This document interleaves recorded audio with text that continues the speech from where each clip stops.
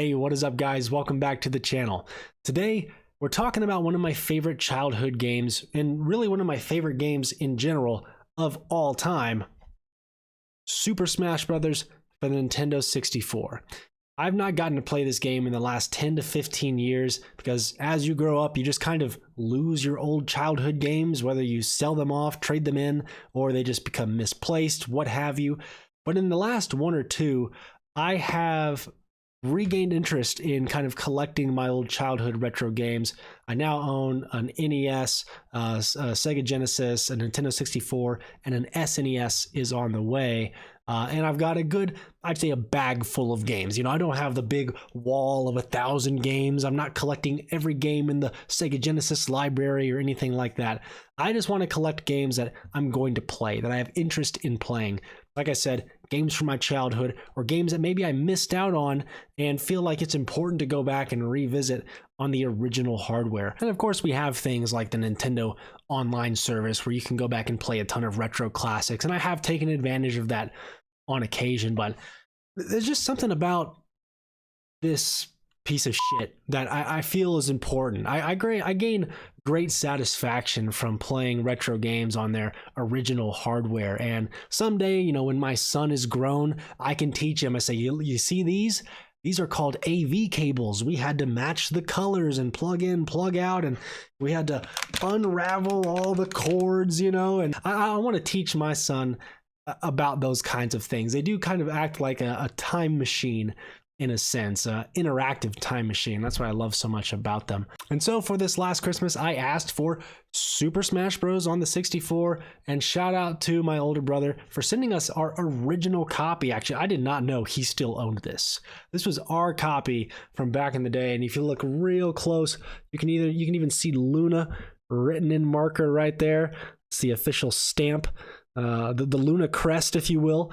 That's what we did with game cartridges back in the day because they're so prone to being lost. Everyone just Sharpies them up. But anyway, I'm just so excited to dive in to the original Super Smash Bros. With you guys today. Compare it to what we have in Ultimate. How is Ultimate better? How is maybe 64 better in some instances? How is Smash 64 aged in the modern era? Can you still plug it in and have a fantastic time, as good a time as you did when you were a kid? That's what we're going to talk about today. But before we do, guys, as of the recording of this video, we have 308 subscribers. I credit you. I credit you for hitting that subscriber button. You are so brave. You are so brave to take a risk on this channel. We are small, but we are growing. What do you mean by that? And I appreciate the support. If you enjoy the way I present my stuff, please do consider subscribing. Me and you and me, no matter how they toss the dice, it had to be the only one for me is you. Happy together. Something's gone wrong in the happy-go-lucky world of Nintendo. Introducing Super Smash Bros., where all your favorite characters go toe-to-toe in one 4-player star-studded slam fest, only on Nintendo 64.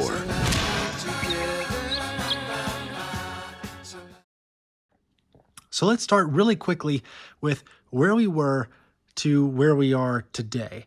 I think the cover arts of each of these games tells a little bit of a story. Obviously, Smash 64, this is the ultimate party game. You got Super Smash Bros. You know, the Smash is breaking through the background of the game. The art style is very cartoon-like, very bubbly. You got Mario in the center of the cover art, smiling, having a great time, which contrasts Smash Bros. Ultimate, a much more realistic, cinematic art style, and everyone's fucking pissed. Mario is pissed. Link is pissed. Yeah, we got Kirby, Squid Girl, and Donkey Kong. They're smiling. It looks like they're having a pretty decent time, but everyone else seems to be out for blood. Even Yoshi. Look, those eyes don't fool me. Those eyes don't fool me. So I think it's fun to compare and contrast the two. Obviously, the party game, and then the party game with also a hardcore competitive scene on top of it.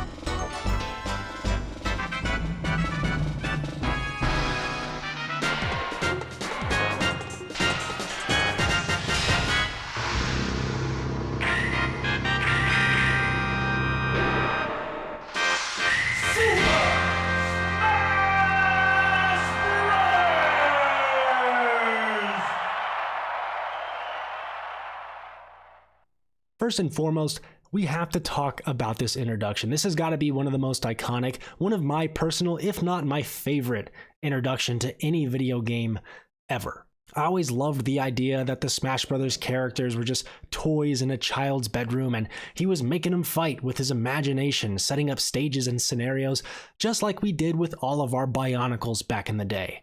Yes, I've been there. I had all the Bionicles, and trust me, every evening in the Luna household featured a fight to the death. And of course, that plays into the single-player arcade mode as well, the final boss being Master Hand. You know, it's the kid.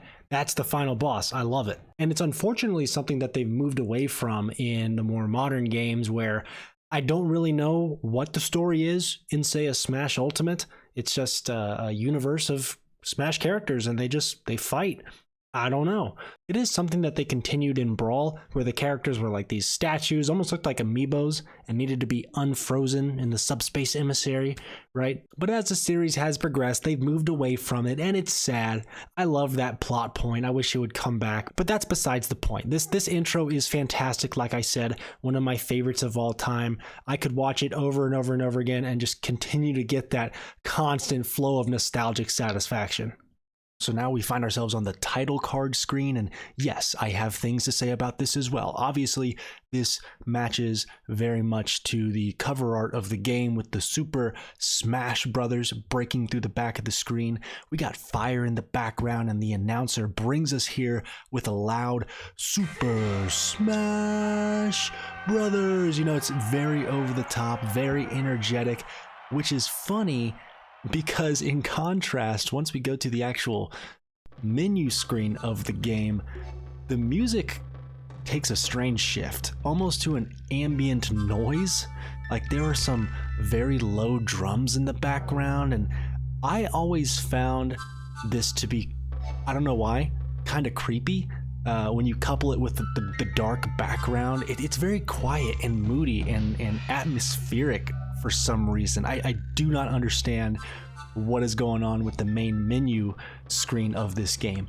Every part of Smash 64 is loud, bombastic, and over the top. And then you get to the main menu and it is quiet, it is dark, and again, childhood Dylan thought this was pretty eerie. It kind of almost reminds me of like the original Xbox UI, you know, for the home screen of that console.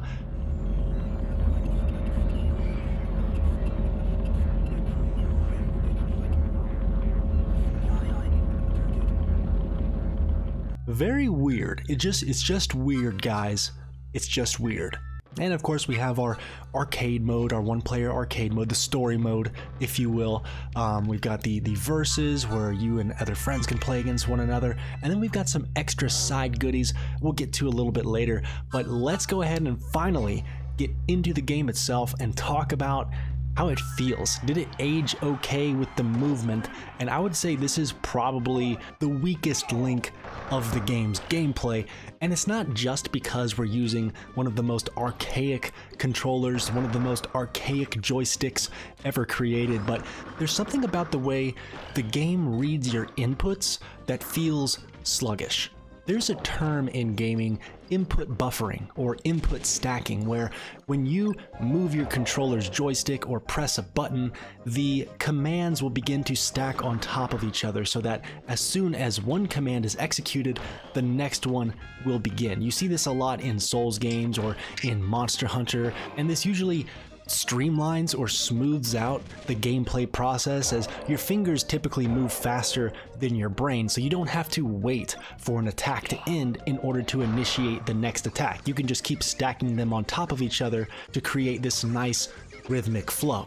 But in Smash 64, it does not feel like it has this, and to me, the gameplay, or really should I say, the movement, feels a bit sluggish. When I'm jumping from platform to platform or trying to initiate a sprint, it feels like I have to wait for the first movement to end before I can even think about inputting the next one. So if I jump and land on the ground, you have to wait almost a half second for your character to firmly plant themselves on the ground before you're ready to move again. Whereas in a Smash Ultimate, I mean, you're flying around. You don't even have to think about it. It is second nature. In Smash 64, I do feel feel like I have to be conscious of my movement at all times. It's something that after playing for a couple hours, like, you absolutely get used to it, and it ends up feeling good. But in comparison to something like Ultimate, the movement is insanely sluggish. That's probably the first thing that I noticed when I picked up the controller and jumped into my first match. The other major difference that I noticed right away, the recovery skill is everyone's recovery is if you get knocked off the stage, even a moderate distance, good luck getting back. In Smash Bros. Ultimate, you could get knocked to the very edge of death and find your way back. Every character has vastly improved recovery techniques, and I'm not saying it's a bad thing. Honestly, I kind of like it for Smash 64. It kind of feels like, all right, I knocked you off the stage, and this is your punishment. These are your consequences. You can't make it back. But once again, if we're just looking for differences from the old to the new, this is something that really stood out to me. The actual punching and kicking all feels pretty good. I think most of the characters' movesets are very balanced, even though they don't entirely make sense for the characters themselves. This game was made in a time when Nintendo wasn't super worried about the best representation of these characters from their games. They just wanted to get all the Nintendo characters on one screen fighting each other. Looking at Mario, I mean, he has this fireball, he has his up B, which, you know, has to do with coins. You get the little coin animation and sound when he makes contact with an opponent, but the rest of Mario's moveset really doesn't have anything to do with his games. Whereas in Smash Ultimate, they've incorporated things like the cape or the flood pack to, you know, represent Mario's lineage of games. And don't even get me started on Captain Falcon. I mean, we'll just leave that one alone. But all of the air attacks and the specials and the smash attacks feel really good. I did find it interesting that you can't actually charge a smash attack, just another thing to get used to, another change from the old to the new. But all in all, the game feels great. Once you've kind of mastered the movement again, picked that back up, the fighting itself is awesome. And you throw in the randomization of items and environmental hazards, and you find yourself with one of the greatest fighting party games of all time. Next, let's talk about the roster of fighters. I think Smash 64 has a very nice, clean, condensed roster from some of Nintendo's biggest IPs. The two kind of standout characters for me would have to be Ness and Jigglypuff. So do forgive me because I'm not a whiz on the Earthbound or the Mother series, which Ness hails from. I don't know much about that series whatsoever. But when we're talking about Nintendo's most famous IP, I do find it to be a stretch that Ness should be standing shoulder to shoulder with Mario or Link. So I always found his inclusion to be a bit strange, and as a kid, I had no idea who Ness was. Although I didn't really care because Ness had a sideways baseball cap, he used a yo-yo in his attacks, and he had some awesome alternate colors for his outfit. Ness had the drip, for sure. He had the 90s drip. And Jigglypuff feels like a potential missed opportunity to put a more high-profile Pokemon in that slot. Don't get me wrong, Jigglypuff was cool back in the 90s. People knew who Jigglypuff was, but I feel like you could have put a Charizard there. Now granted, maybe they were thinking Charizard is too big of a character. So, I mean, I don't know, put a Charmander or a Squirtle or a Bulbasaur, one of the starting three, right? But then you look deeper into it and say, well, Jigglypuff borrows some animations from Kirby, so they could kind of get two characters in one. They wouldn't have to make an entirely new character model with a bunch of unique animations. They could kind of get away with Kirby and Jigglypuff. It'd probably be easier on the development team. So I think that's probably why Jigglypuff did ultimately make it in. And once again, comparing it to the modern roster of fighters, come on. We have 74 potential fighters in Super Smash Bros. Ultimate, excluding the DLC. Once you add in DLC characters, now you're looking at 89 potential fighters. That is absurd. And once again, I get it. You know, that's the evolution of the series. You keep adding more characters, keep expanding the roster. I would be absolutely lying to your face if I told you that the roster expansion is a bad thing. It's not a bad thing. It brings so much hype and anticipation. The content created around, character reveals is massive and entertaining. I love the roster of Super Smash Bros. Ultimate, but there is a part of me that does say Super Smash Bros. 64 with that limited, tighter roster encourages that ease of pick up and play. You don't get overwhelmed. You can hand the controller to a person who's maybe never played Smash before, and okay, I have to choose between a handful of fighters versus 74. The 74 is going to be overwhelming. The Smash 64 roster is going to be much more inviting, a much easier pick for a new player. So there's some give and take. I look at the Smash 64 roster and I say it's nice, simple, clean, pick up and play. I look at the Ultimate roster and say, wow, that's a lot of choice. And if you're into the Smash Bros. Series, you're thrilled with it. If you're a newcomer, you're probably looking at that and saying, where do I even start? What does all this mean? I don't know. I don't know. As far as the different stages to choose from, there aren't really any that I dislike, but the highlights for me would definitely have to be Hyrule Castle, Dreamland, and Sector Z. I do think it's funny that each of these stages have environmental hazards that can kill you. 100% of the stages in Smash 64 can kill you, which in today's day and age might irritate people, but again, this is the ultimate party game, fighting game. So if Nintendo can incorporate some more random kind of luck-based scenarios, some party game type situations, they absolutely will. And let's be honest with ourselves, what's funnier than watching one of your friends get caught in a tornado and launched upwards for a KO at warp speed? Graphically, I gotta be real, I think this game holds up really well. Obviously, if you zoom in and pixel analyze, yeah, it's not the cleanest looking thing in the world, but every character model is a good representation of that character. The unique animations all look nice and will ensure that you're never confused as to what you're looking at on the screen. Couple that with awesome music from the variety of IP and some fun, unique sound effects coined by Smash 64, and you've got yourself a really awesome and super memorable presentation. All right, let's talk about that single player arcade mode.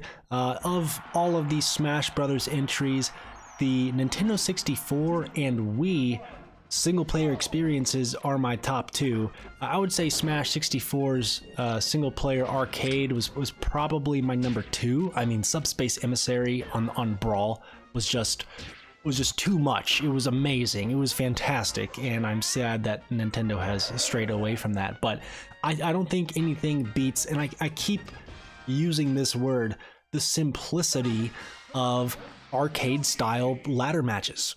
And while the run is mostly the same, every time you play it, you're gonna fight Link first, you're gonna fight Giant Donkey Kong, you're gonna fight Metal Mario, there is some semblance of randomization as far as your teammates in some of those battles. They kind of get flip-flopped a little bit.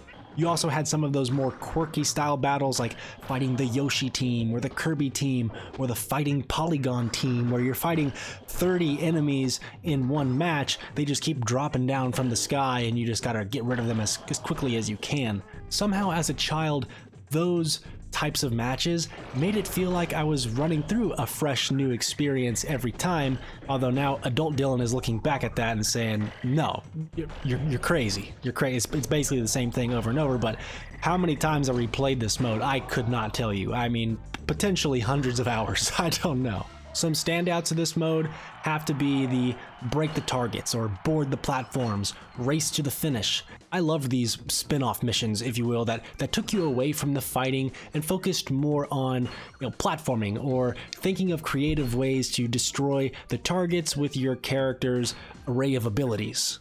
And a weird part that has stuck with me throughout my entire life has been the way the announcer says failure at the end. If you mess up, he goes, failure.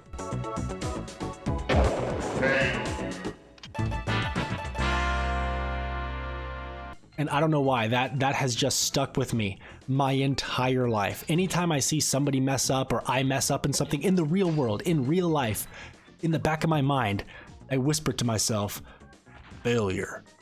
Is that weird? It's just something that it's like a core memory that just will not ever escape my brain.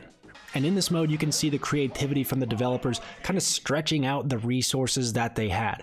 Stuff like the fighting polygon team, I mean, those are just low-res character models with the textures wiped away from the top of them, and suddenly, boom, you have new characters. They're the fighting polygon team. That's not Link. That's not Samus. That's a fighting polygon team member. Just another way they can reuse a previously created asset and make a whole new fight out of it.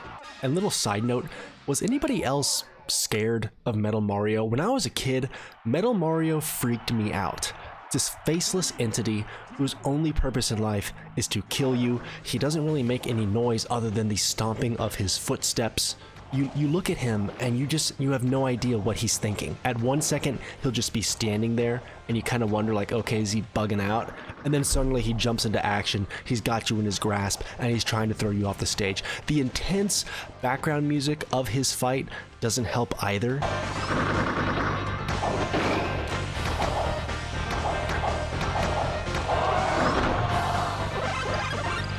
I just recall tensing up every time I saw it was, oh god, it's Metal Mario time, Jesus Christ. And lastly, of course, Master Hand, the final boss, and we talked about it with the introduction cutscene. It's the kid. It's the kid who's, using his imagination to make all these characters fight, and he's decided to make himself the final boss, Master Hand, and we as whatever character we choose have to do battle. And after defeating him, we see this little cutscene where the kid puts his toys away, walks out of his room, and closes the door. But some really fun and inventive movesets from Master Hand, and I remember rumors swirling that Master Hand was somehow a secret unlockable character, same for Metal Mario, and that if you played the single-player arcade mode 1,000 times with every character, Master Hand would be unlocked for you. Just the kind of stuff you hear about at the school playground. I loved it. Of course, never turned out to be true. Now, there are a couple other side pieces of content in Smash 64 that we could talk about. I don't have much to say on, like how you could pick and choose which items and the quantity of items that would appear during your matches. So if you wanted to have a wild match of nothing but Smash hammers spawning at a high rate, you can do that. There's the training mode where, of course, you can train, work on your skills, what have you. And there are these little character bios, and these are cute. I mean, they give you a little description, a little backstory of each character. There's a list of the games that they come from. You get to see some cool little animations from the character model as it rotates on a little platform. These are fun. You can read through them. Some of them are I don't want to say inaccurate, but they use strange verbiage to describe some of the characters. Like, for instance, Samus, when describing her backstory with the alien race, the Chozo, they're referred to as bird people. I don't feel like bird people does a great job at explaining Samus's origins. When you could just say the alien race known as the Chozo. No, they're bird people.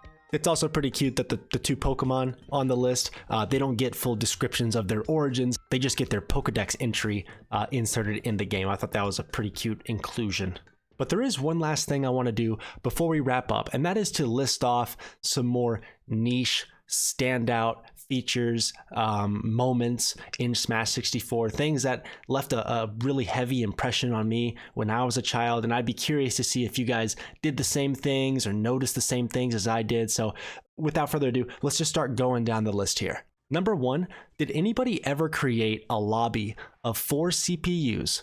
You set them all to level 9, and you give them 99 lives each, and then you pit them against each other and you watch them do battle for literal hours. I can't tell you how long it takes for 9 CPUs to finally run themselves through 99 lives each, but I recall just doing this from time to time and just letting them fight in the background throughout the day, and I would just kind of poke my head in every now and then to see who was winning, who was losing.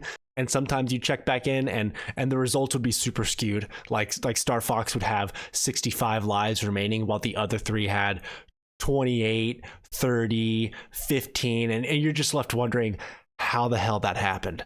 Next, pausing the game mid-fight. I love that when you pause it, you kind of have this free moving camera that you can like rotate around your character. And this allowed you to see things like flat visual effects, specifically like explosions and whatnot. You can also pause the game while you're being electrocuted, and it would give this cool effect where you get to see your character's skeleton. I always thought that was like the greatest thing of all time. Always try to time my pauses just so I can see Samus's skeleton or Yoshi's skeleton, see what it looked like. Pikachu doing a casual 20 backflips when you select the character in the character select screen. And while we're on the character select screen, I'll also throw out the way the announcer pronounces Link. He doesn't say the N or the K. He just says Lee. Lee. Am I crazy? Am I the only one who ever perseverated on this? As a child, I was always so confused. I would read the name L-I-N-K, Link, and then I'd select the character and he'd say Lee. I'm like, why is it Lee? It's Link. Say the name right. Oh my god. How much did they pay this guy? And the very last thing I'm going to leave you with are some iconic Super Smash Bros. 64 sound effects.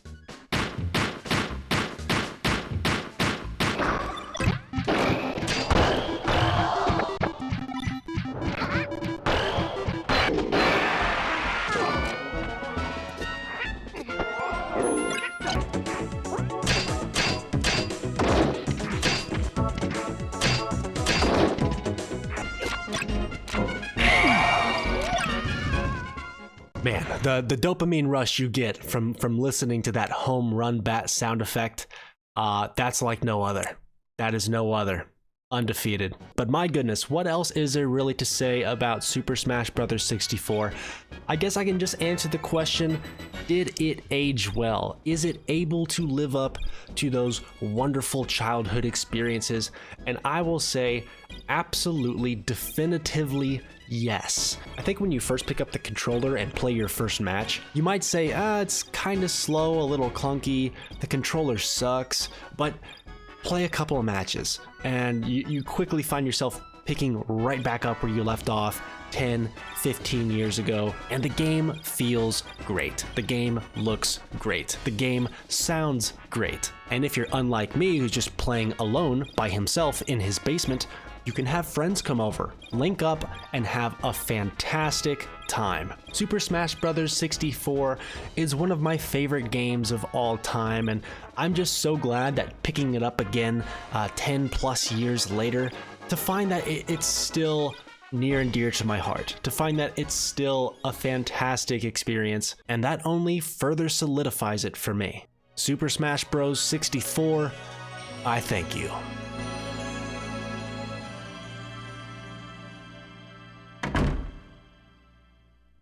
But all right, you guys, that is going to do it for us here today. Thank you so much for watching. I do intend to do more retro content like this in the future, so if you enjoyed it, please do like and subscribe. It's very much appreciated. Otherwise, comment down below, what are your favorite Smash 64 memories? We'll chat about it.